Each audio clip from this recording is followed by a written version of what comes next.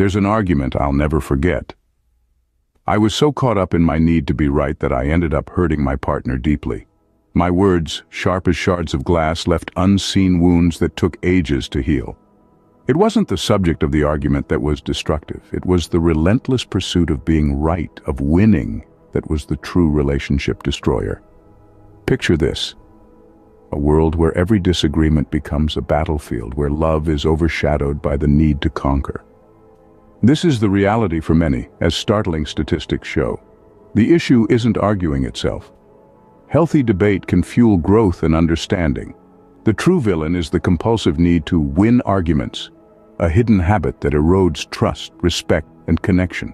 It's a universal issue, prevalent in diverse relationships across the globe. But it's not about the arguments themselves. It's about this hidden habit that's slowly chipping away at our relationships. Why do we have this compulsive need to win arguments? The roots go deeper than you might think. It all circles back to our formative years, our childhood. That's right, the patterns we observed and internalized in our youth play a huge role in this destructive habit. As children, we were rewarded when we were right. A correct answer in school meant praise, validation. It's easy to see how this early association between being right and being valued can manifest in our adult relationships. But wait, there's another layer to this puzzle: the ego. The ego is our sense of self-esteem or self-importance. It's the part of us that wants to protect our identity, our beliefs, our viewpoints. When someone challenges these, our ego perceives it as a threat and jumps into defense mode. Winning an argument then becomes a matter of safeguarding our ego, our identity. So, what's the solution? How do we break free from this habit that's hardwired into our psyche? Well, it starts with healthy communication strategies. Active listening, for instance, is a powerful tool. It's about really hearing and understanding your partner rather than just waiting for your turn to speak.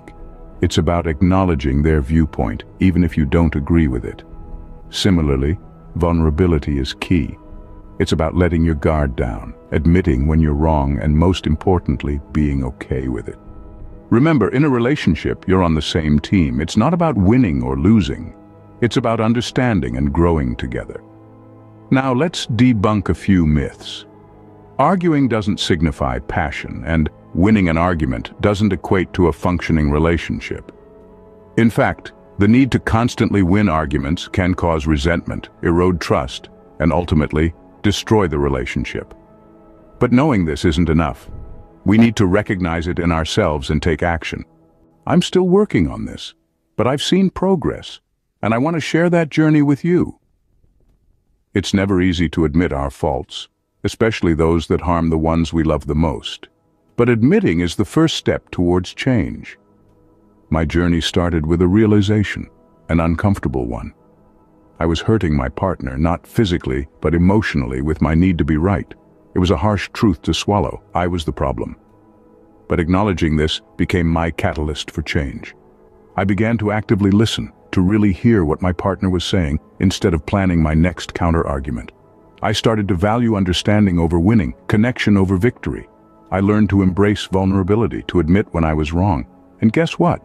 It wasn't the end of the world. In fact, it led to deeper, more meaningful conversations, to a stronger bond, to a healthier relationship. Now it's your turn. Pause. Reflect. Have you been prioritizing being right over being connected? Have you been hurting your relationship without even realizing it? This isn't about blame. It's about awareness. It's about understanding that this habit, this need to win arguments, is a silent relationship destroyer. It chips away at trust, at respect, at connection. It's a long-term damage that's not easily seen but deeply felt. But here's the good news. We can change. We can break this toxic habit. It's not easy and it doesn't happen overnight. But every step, every effort moves us closer to healthier, happier relationships. So, let's work on this together. Let's prioritize understanding over winning, connection over victory. Let's break this habit that's been quietly eroding our relationships. Remember, we're all a work in progress. We all have room to grow, to improve, but we don't have to do it alone. We're in this together, and together we can break this habit that's destroying our relationships.